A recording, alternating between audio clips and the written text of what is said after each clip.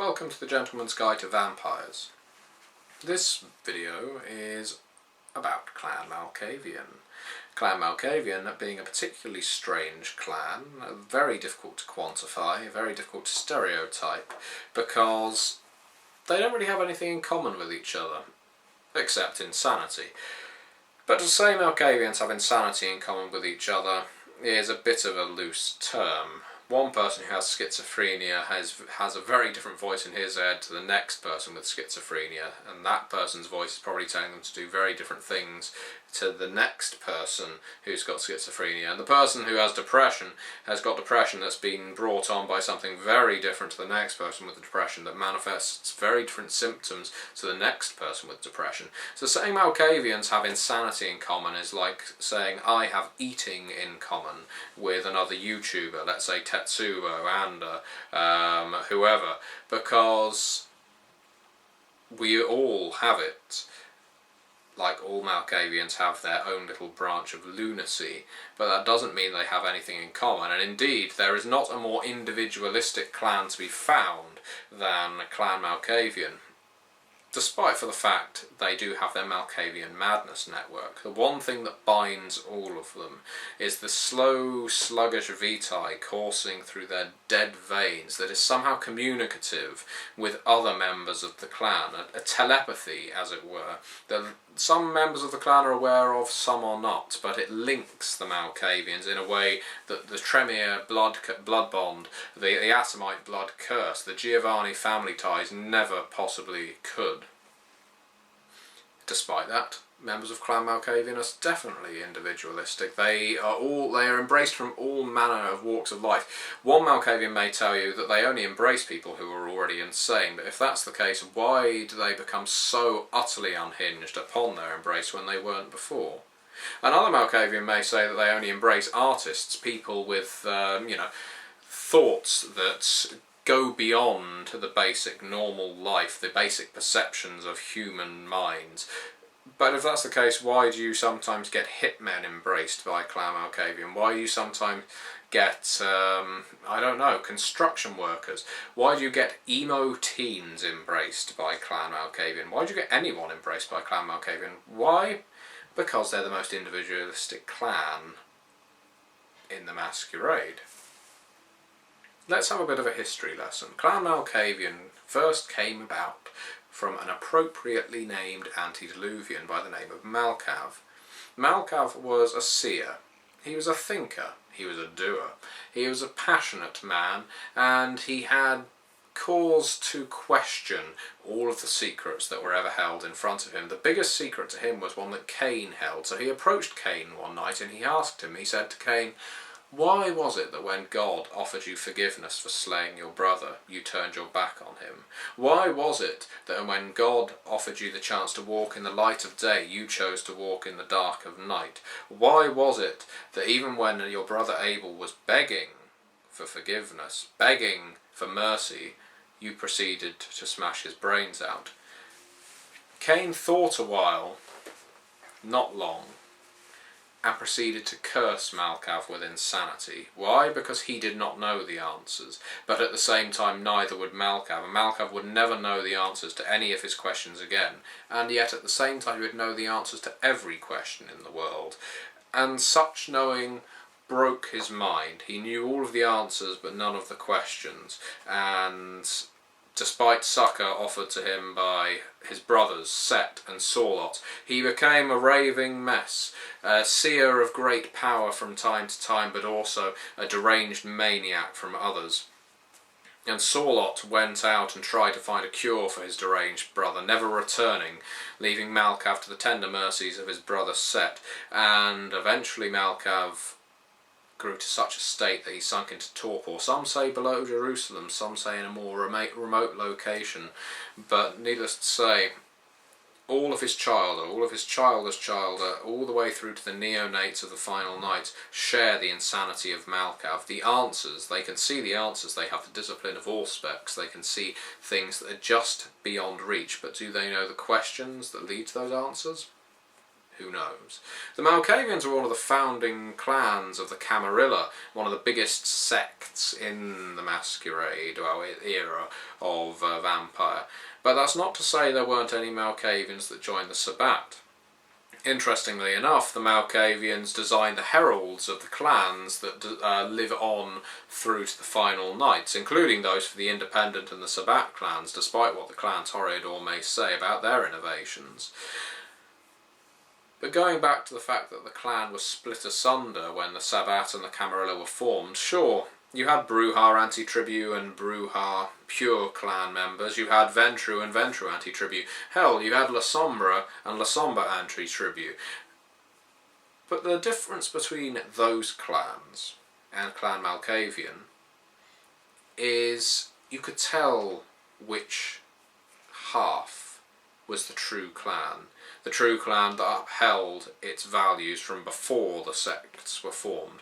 How can a vampire have values that conform to a clan's stereotype when a clan has no stereotype? How can you tell which Malkavians are Malkavians and which ones are Malkavian Anti-Tribu belonging to the Sabbat? Malkavians would have you know that the larger part of the clan joined the Camarilla, and they would be right, the larger part of them did. So, surely by default that means they're true members of the clan.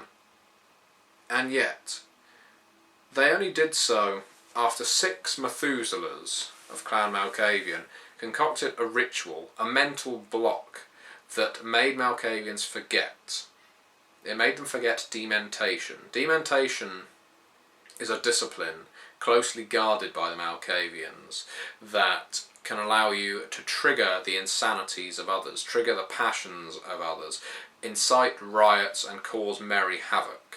It was something Malkavians had from time immemorial, and yet from the moment they joined the Camarilla, these Methuselahs who guided them, these 6 Methuselahs, cut the dementation off. The Malkavians were forced to seek succour from Clan Ventru, who offered them the discipline of Dominate. They schooled them in that discipline along with the Tremere, because lacking dementation, they were not the clan they were. And yet, the Malkavian Anti-Tribu, the ones that joined the Sabbat, retained their dementation through to the final nights. And since the Malkavian Madness Network appeared in the final nights as well, the dementation came back, almost as if an antediluvian may have awoken. Almost as if Malkav himself has reinstilled that access to insanity in all of his childer and all of his childer's childer. And there's something to consider, that Clan Malkavian is not just linked to one another through their own antediluvian, who was supposedly diablerized by a number of his childer, and so his blood is coursing through the veins, quite literally, of all of his descendants. But it is also interesting to note that the Camarilla Malkavians may not be the true Malkavians at all, that the true Malkavians may be the raving maniacs that are members of the Sabbat. A Malkavian can find his domain in anywhere that the Camarilla call home, but that doesn't mean they're necessarily welcome. Definitely they're more welcome than a follower of Set or a member of Clan Ravnos, but can you ever really tell what a Malkavian is going to do from one night to the next? Well, let me say this. Insanity does not imply stupidity. So although one may be beholden to his derangement, it doesn't automatically mean you're going to run around in a pink tutu holding a doll and just causing merry hell, unless your derangement indicates that you're going to do so, and if it did, you probably wouldn't see many nights. Instead, you'd be greeting the dawn within a few days of your embrace. Rather, Malkavians often fill the roles of, well, seneschals of a sort. They often fulfill the roles of harpies in court, or they take primogen posts as advisors to the prince. Malkavians have many and varied roles because they come from many and varied walks of life, unlike your Brujah that may be philosophers or rebel rousers, or your Ventru who may be blue bloods, corporate executive types, or your Tremere who almost all have a background in the occult. Malkavians can come from absolutely anywhere, so they can fulfill any role impeded only by their derangement, but with their derangement also comes auspex and their ability to see the weaknesses of others, to read the souls of others and the intentions of others, and it also comes with it the discipline of obfuscate, the ability to hide in shadows, act as spies and assassins. The ultimate secret agent in a prince's domain is the Malkavian. Everyone expects the Nosferatu to be that little spy, but the Malkavian can do the job just as well. It's just possible, though, with a derangement that you can't trust him to keep his end of the bargain. What if he forgets? What if the voice in his head tells him to stop serving the prince? What if his other personality comes out and takes over while the Malkavian's on a mission? What if he becomes so depressed that he can't actually carry the mission out? What if he succumbs to a state of fugue and can't even move? What if he takes on a sanguinary animism and can't even drink blood because he finds it so putrescent?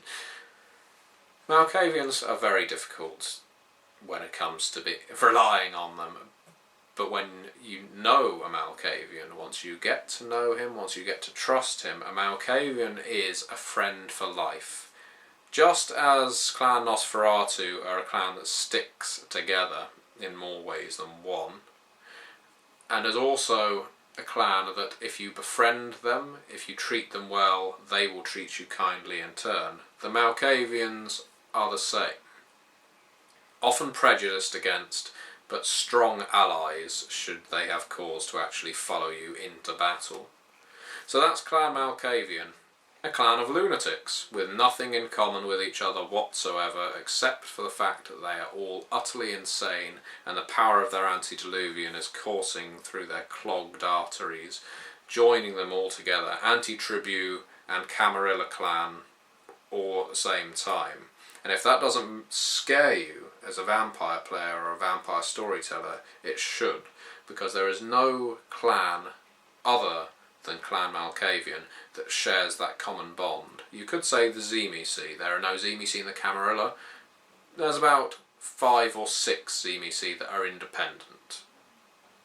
But there are still independent ones, and Zemisi are often so territorial that they don't like to mingle with each other. The Giovanni are closely linked together, after all, and they blackmail each other, with torments that will be visited upon their corpses or their spirits. But Giovanni can be bought.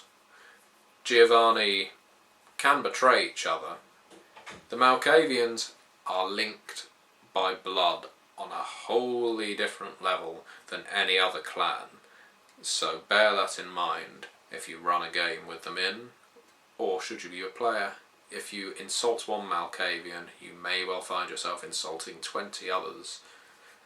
So thank you very much for watching. Beware the Childer of Malkav.